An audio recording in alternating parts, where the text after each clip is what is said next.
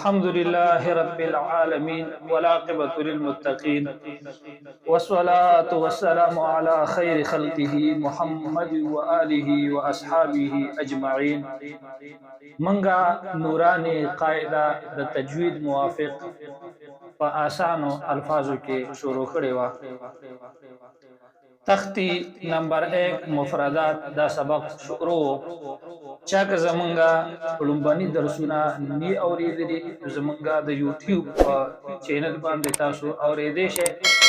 زمونږه د یوټیوب چینل سبسکرایب کړئ او دغه رنګې د کمنټس په ذریعہ باندې خپل صلاح مشوره هغه موږ ته راکولی شئ او مخکني سبقونه مخکني درسونه یوټیوب په چینل کې به ان شاء الله تعالی راځي. نننی سبق هغه درانه دی د مخکني سبقونه موږ د زاله پورې ویلي دي. ګوره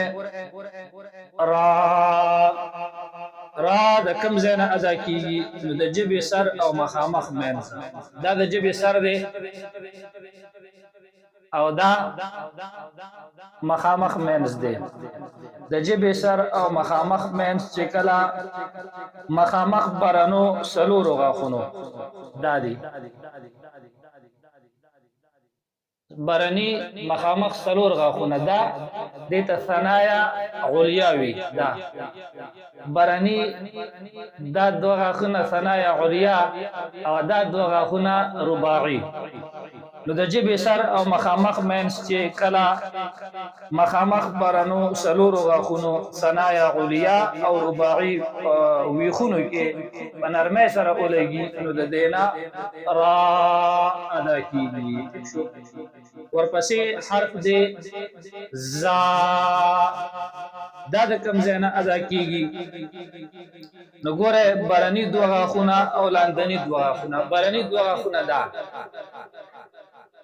او لاندني دوه غاښونه دا دواړه. نو برني دوه غاښونه او لاندني دوه غاښونه چې کله یو بل سره ولګي داسې یا یو بل ته نږدې شي اونه لګي خو یو بل ته نږدې شي او د ژبې سر د دې غاښونو په سرونو کې ولګي نو د دینا زا ادا کیږي. او دغه رنګې د دینا بل حرف سین هم ادا کیږي او دغه رنګې د دینا بل حرف صاد هم ادا کیږي. ٹھیک شو. او بعضی وای چې د ژبې سر کله لاندني دوه غاښونو سره ولګي دا لاندني دوه غاښونه دي نو بیا هم د دینا زا او سین او صاد ادا کیږي. دا دواړه خبرې ټیک دي.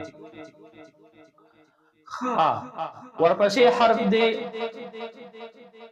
سین. نو ګوره زا او سین دواړه د یو مخرج نه ادا کیږي.